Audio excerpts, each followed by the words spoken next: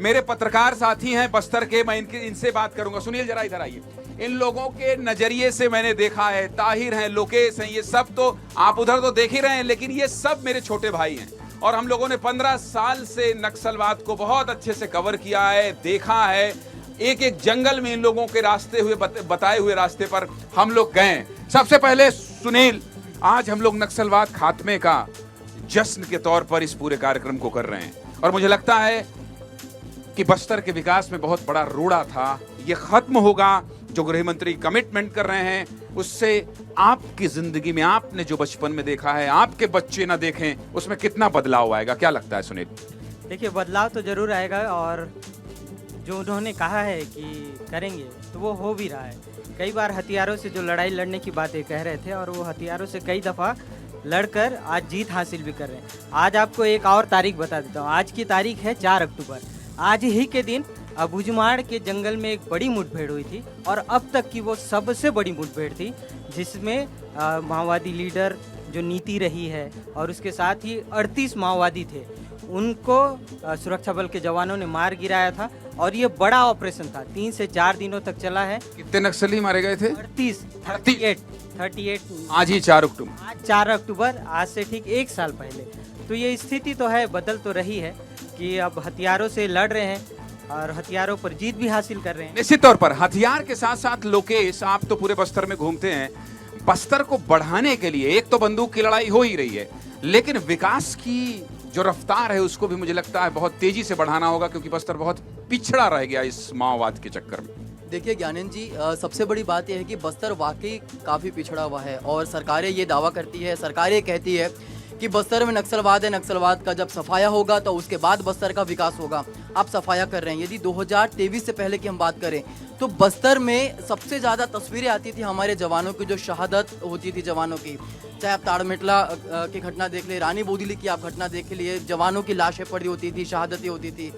2023 के बाद की स्थिति ऐसी हुई है कि अब चीज़ों में तुरंत परिवर्तन आ गया है, यानी अब एनकाउंटर सबसे ज़्यादा बस्तर में हो रहे हैं 2023 के बाद। दूसरी बात, सरकार विकास के दावे कर रही है। एक चीज़ कहना चाहूँगा ज्ञानेंद्र जी, हाथी के दांत खाने की कुछ और होते हैं, दिखाने की कुछ और होते हैं। दूर के ढोल सुहाने होते हैं।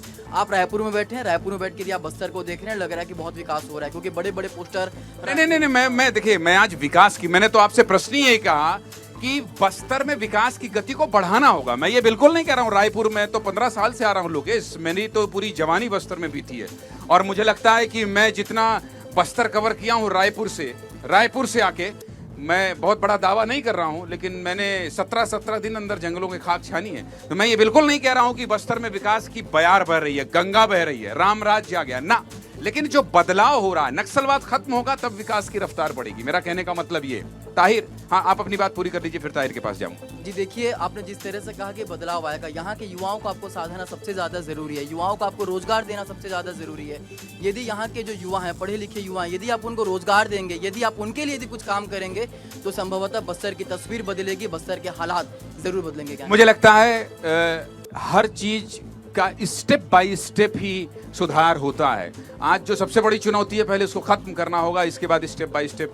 आज अगर हम सोचेंगे कि इतनी बड़ी 50 साल की समस्या में सब कुछ 1 साल में बदल जाए तो बहुत मुश्किल होगा ये कहना। ताहिर, आपसे, चूंकि ये देखिए विस्तार न्यूज के मंच में ही आपको सीआरपीएफ के जवान मिलेंगे, आम आदमी मिलेगा और बस्तर के वो पत्रकार मिलेंगे, क्योंकि आज जब मैं बस्तर के पत्रकार की बात करता हूं तो मुझे मुकेश चंद्राकर की याद आती है।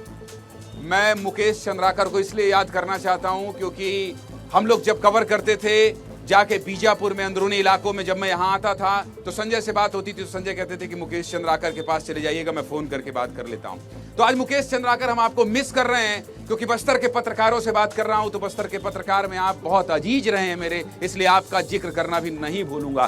ताहिर, ये बदलाव, ये भरोसा और माओवाद को खत्म करने की गारंटी असर कर रही है बस्तर में? बिल्कुल। बस्तर में आज से 5 साल पहले तक आप भी मानेंगे इस बात को शायद कि नक्सलवाद के खात्मे की बात एक मजाक टाइप का लगता था कि ये तो वैचारिक लड़ाई है, कैसे ख़त्म होगा। लेकिन जिस तरह से केंद्र सरकार ने खास करके और प्रदेश सरकार में 2019 में जिस तरह से सरकार आई भाजपा की, उसके बाद नक्सलियों के ऊपर जिस तरह से ऑपरेशन हुआ आज वाकई वो बात साबित हो रही है कि 2025 और 26 में हम मार्च के ख़त्म होने की जब बात करते हैं तो ये लगता है कि 2026 के बाद अगर बचेंगे भी तो गिनती के लोग बचेंगे, एक दो बच सकते हैं, लेकिन लगभग खात्मा होने का। और सबसे बड़ी बात यह है कि आज तक बस्तर की पहचान सिर्फ और सिर्फ नक्सलवाद को लेकर रही, जबकि यहाँ के लोग हमेशा कहते थे यहाँ खूबसूरती है, यहाँ पर वाटरफॉल्स हैं, यहाँ पर केव्स हैं, लोगों को आना चाहिए। लेकिन आता इसलिए आदमी नहीं था, हमारे भी दोस्त हैं बाहर से, आते इसलिए नहीं थे क्योंकि यहाँ पर नक्सलवाद जो एक ब्रांड बन चुका था। लोगों के घर परिवार के लोग, हमारा दोस्ती कोई आना चाहे तो वो आने से डर रहा था, बोलता कहाँ आएंगे यार, यहाँ पर वो नक्सली है, घटना हो जाती है, कभी भी गोली ये परसेप्शन बदलने में भी मुझे लगता है 10 साल लगेंगे।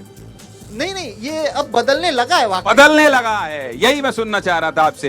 खैर, मैं मंच का एक बार फिर से रुक करना चाहता हूं, आप लोगों के पास भी आऊंगा, आप लोगों से बात करूंगा। और नितेश मेरे बहुत ऊर्जावान साथी हैं यहाँ पर, नितेश के अनुभव के बारे में सुनाता हूं। फिर उसके बाद गृह मंत्री ने किस तरह से आज फिर से दोहराया है और कैसे कमिटमेंट किया है वो बयान भी सुनाऊंगा। लेकिन नितेश, लगातार एयरपोर्ट से लेकर मंच तक, अमित शाह के भाषण तक हर विश्लेषण आपने किया है। आपके शब्दों में आज बस्तर में अनुभव इसलिए बताना जरूरी है क्योंकि बस्तर के जंगल में, अंदरूनी इलाके में आपने नक्सलवाद को कवर किया है। नितेश, बिल्कुल, देखिए आपकी लीडरशिप में हमें मौका मिला थुलथुली जैसी जगहों में जाने का, गरियाबंद जैसी जगहों में जाने का।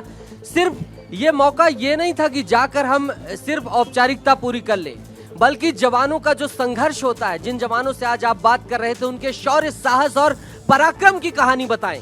आपने कहा कि रेड कारपेट खुला है, जो लोग नहीं आ रहे हैं वो क्यों नहीं आ रहे हैं, ये सवाल का जवाब भी वहां ढूंढें। इसके साथ ही गांव के लोग इस कारण किस तरीके से प्रभावित हो रहे हैं, ये भी हम जनता जनार्दन के सामने रख सके, इसके लिए भी हम जाते थे और आपने वो मौका दिया, उसके लिए धन्यवाद।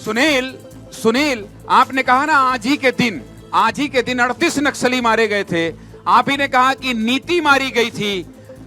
ये नितेश गर्ग वही सहयोगी हैं जो नीति की डायरी दिखा रहे थे।